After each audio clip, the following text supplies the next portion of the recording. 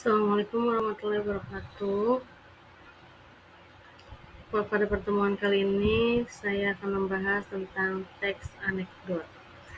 Teks anekdot adalah cerita singkat yang lucu dan biasanya mengandung sindiran halus.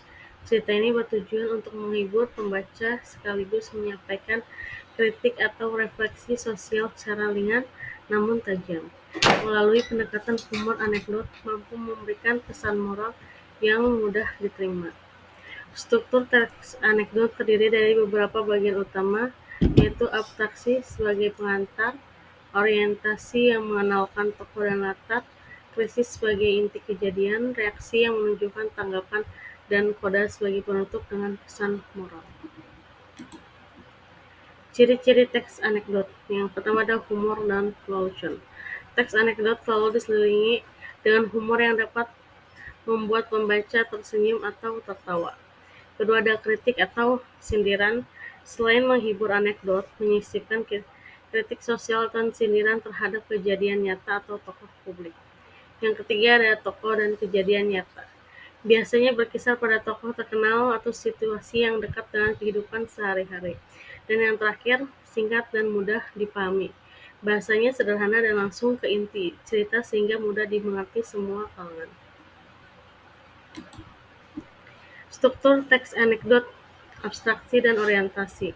Abstraksi bagian pengantar yang membuat gambaran singkat isi cerita, memberikan pembaca konteks sebelum cerita utama dimulai. Contohnya suatu hari di kampus, memberikan petunjuk waktu dan tempat yang sederhana. Sedangkan orientasi memperkenalkan tokoh, latar, tempat, dan waktu kejadian sehingga cerita terasa lebih hidup dan mudah dibayangkan. Contohnya yaitu seorang dosen sedang mengajar, menciptakan suasana awal yang jelas. Struktur teks anekdot. Inti cerita krisis adalah bagian terpenting yang menggambarkan masalah atau kejadian lucu dan unik. Yang kedua, memicu reaksi. Di bagian ini, pembaca diajak untuk merespon, baik tertawa atau merenung atas sindiran yang disampaikan. Nah, contohnya misalnya dosen tersebut salah menyebutkan rumus yang memunculkan humor sekaligus pesan. Struktur teks anekdot, reaksi dan koda. Reaksi itu tanggapan tokoh atau situasi terhadap krisis, bisa berupa tawa, sindiran, atau solusi yang tak terduga. Reaksi ini mempertegas humor dan makna dalam cerita anekdot. Sedangkan koda yaitu bagian penutup cerita yang berfungsi menyampaikan pesan moral, kesimpulan, atau sindiran tajam. Koda memberi makna mendalam sehingga anekdot tidak sekadar cerita lucu biasa. Contoh teks anekdot yaitu contohnya parkir gratis. Tokoh itu seorang pejabat parkir di tempat terlarang melanggar aturan yang berlaku. Tukang parkir menerapkan aturan dengan menilang mobil pejabat tersebut. Reaksi pejabat marah dan membentak tukang parkir karena merasa berhak khusus parkir di situ. Jawaban tukang parkir menjawab santai dengan kalimat "gratis, Pak," sebagai sindiran halus. Analisis anekdot parkir gratis. Abstraksi, yaitu masalah parkir dan pejabat sebagai awal cerita. Orientasi, yaitu pada pengenalan pejabat dan tukang parkir sebagai pelaku utama. Krisis, pada pejabat parkir dilarangan dan mendapat tilang dari tukang parkir. Reaksinya pada pejabat marah dan tukang parkir menjawab dengan santai dan sindiran. Sedangkan koda, sindiran terhadap penyalahgunaan kekuasaan pejabat tersebut.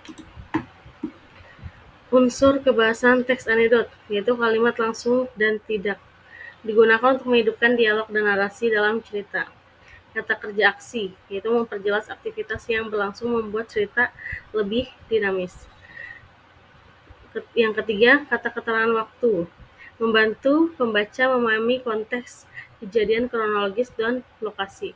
Dan yang terakhir, majas, seperti hiperbola dan ironi yang membuat sindiran dan humor cerita.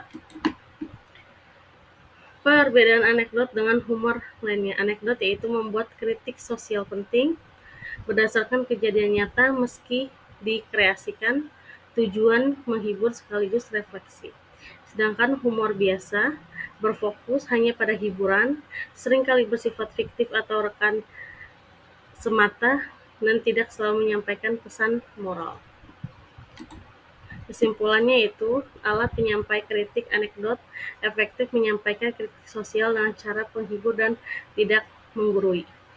Menghibur dan mendalam, selain membuat tertawa, anekdot memberikan pelajaran dan refleksi bagi pembaca. Kreativitas membutuhkan kreativitas tinggi yang menyusun cerita yang cerdas dan bermakna. Yang terakhir, mari berkaya, ayo buat anekdot yang dapat menginspirasi sekaligus memberikan manfaat sosial. Cukup sekian dan terima kasih, semoga bermanfaat. Wassalamualaikum warahmatullahi wabarakatuh.